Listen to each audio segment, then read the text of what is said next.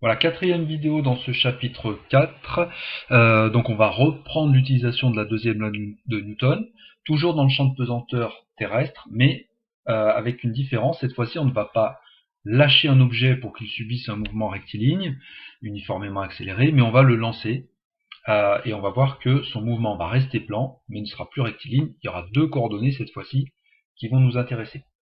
La méthode reste exactement la même que celle qu'on a vue pour la chute libre verticale, à savoir l'utilisation de la deuxième loi de Newton et puis les mêmes étapes que ce qu'on a vu pour la chute libre. Donc, d'abord la description du cadre de la démarche. À t égale 0, on ne lâche pas l'objet M, mais cette fois-ci on le lance. Alors, on le lance, il faut donner un petit peu de détails sur comment est-ce qu'on l'a lancé. À t égale 0, l'objet M va être par exemple à l'origine du repère OX, OY, OZ qu'on va choisir.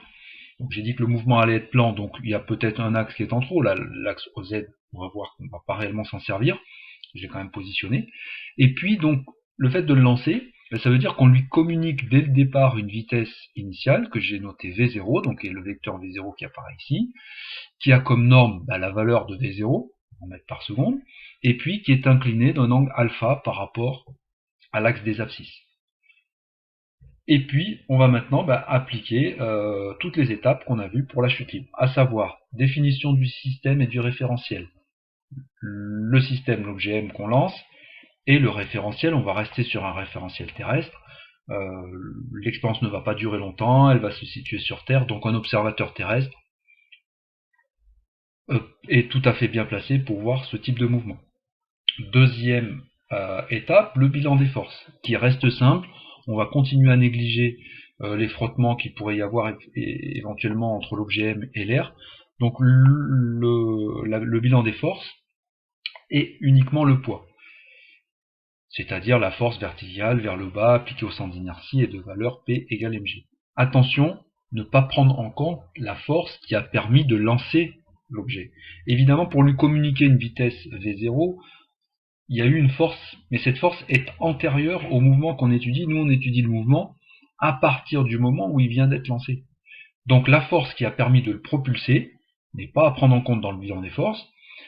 Elle est indirectement prise en compte par le vecteur V0 qui décrit comment est-ce qu'on l'a lancé, mais n'intervient pas dans le bilan des forces générales qui vont s'appliquer sur tout le mouvement. Sur tout le mouvement, il n'y a que le poids qui s'applique. L'étape suivante, c'était l'utilisation de la deuxième loi de Newton. Et bien on fait la même chose. C'est-à-dire somme des forces extérieures égale m fois l'accélération. La somme des forces extérieures dans le mouvement complet reste donc le poids, P égale mg. Donc P égale mg égale ma avec la deuxième loi de Newton. Et on se retrouve, comme dans le cas de la chute libre, avec une accélération qui vaut g. C'est-à-dire un vecteur accélération qui est constant. Le mouvement ne sera pas rectiligne uniformément accéléré, parce qu'il ne sera pas rectiligne, mais il va rester uniformément accéléré, puisque le vecteur accélération est constant. Ce vecteur accélération il est donc vertical, vers le bas, et a comme valeur 9,81. Dans la projection de ce vecteur sur les axes, on va voir qu'il va y avoir une différence, puisque dans le cas de la chute libre, j'avais choisi un vecteur OZ vertical vers le bas. Ici, on a un axe vertical qui s'appelle OY, et surtout, il est orienté vers le haut. Ça va se traduire différemment dans la projection. Donc, à noter que le vecteur accélération donc, est dans le plan OX, OY, il est même seulement sur OY, mais donc il est dans le plan. La vitesse initiale est elle-même dans ce plan. Donc, accélération et vitesse initiale dans ce plan, ça veut dire que le mouvement va rester plan, il va ne se faire que dans le plan OX, OY. Donc, je répète que l'axe OZ que j'ai montré sur le schéma ne sert à rien. Et ça, c'est tout à fait général, c'est-à-dire que quelle que soit la direction dans laquelle je vais lancer l'objet, je peux toujours orienter mes axes de manière à ce que l'accélération corresponde à OY et que la vitesse initiale soit dans le plan OX, OY. Donc, ce qu'on va dire là n'est pas un cas particulier, mais reste tout à fait général. La projection donc maintenant du vecteur G sur les différents axes pour avoir l'accélération.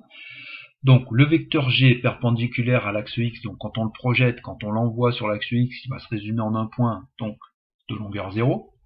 Sa projection sur y, la projection est intégrale, mais le sens est opposé. Donc la projection de g sur l'axe OY c'est moins g, et sur z il n'y a rien. On a donc une accélération qui vaut 0 sur x, qui vaut moins g sur l'axe y, et qui vaut 0 sur l'axe z.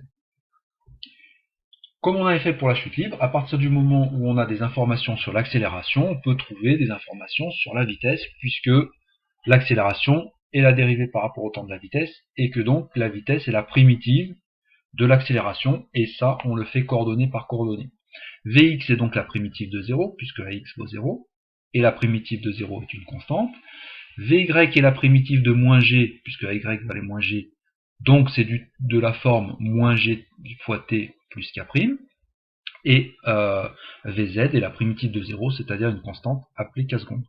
On va déterminer les constantes k, k' et k secondes grâce aux conditions initiales, et là, la vitesse initiale, il faut qu'on la regarde d'un peu plus près, puisqu'elle n'est pas nulle, et c'est elle qui va déterminer les valeurs de k, k' et k secondes.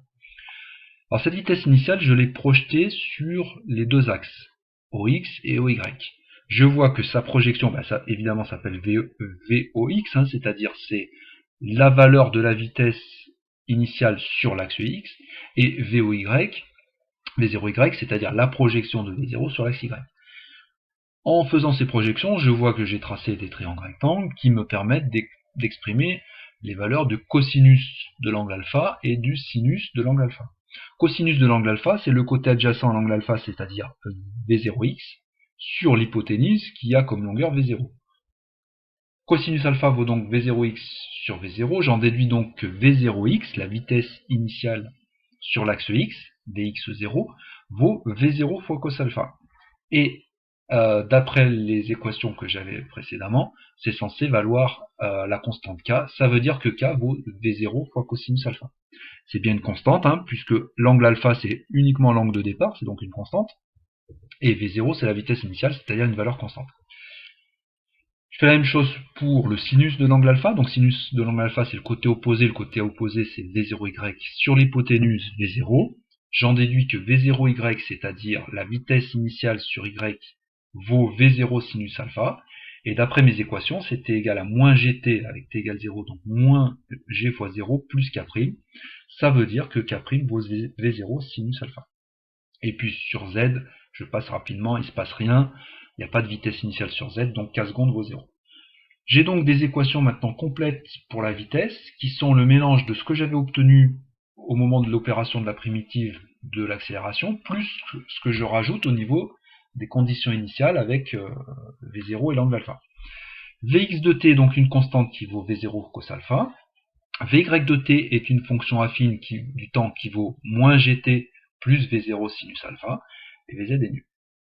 On remarque que donc Vx de t est une constante, ça veut dire que au niveau de son déplacement latéral, l'objet m va avoir une vitesse constante. Par contre, ceci est combiné avec une vitesse sur y qui, elle, n'est pas constante, qui répond à cette fonction affine. Voilà pour la vitesse. Vous savez que l'étape d'après consiste à trouver les positions en faisant une nouvelle opération de primitive, puisque Vx est la dérivée par rapport au temps de la position, donc les positions primitives des vitesses.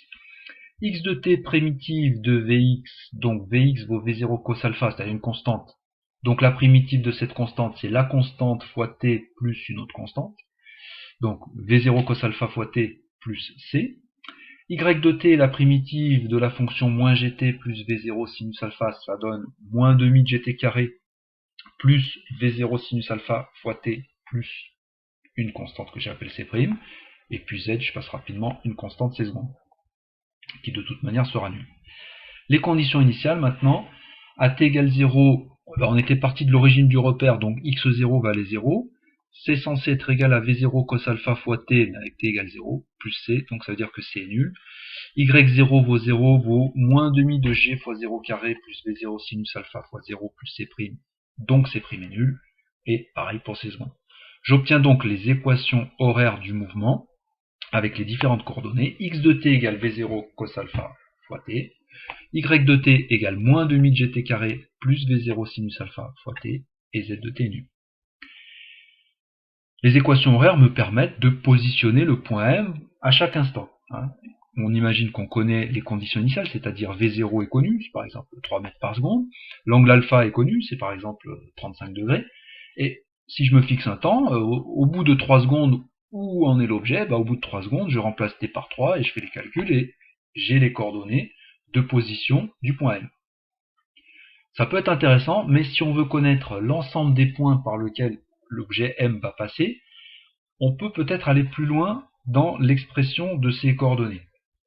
Quand on cherche à avoir l'ensemble des positions successives par lesquelles l'objet M est passé, ça s'appelle déterminer la trajectoire. La trajectoire, c'est ça, l'ensemble des positions que va occuper le point M au cours du temps. Donc plutôt que d'avoir x en fonction du temps et y en fonction du temps, pour avoir cette trajectoire, il faudrait que j'ai un lien direct entre x et y.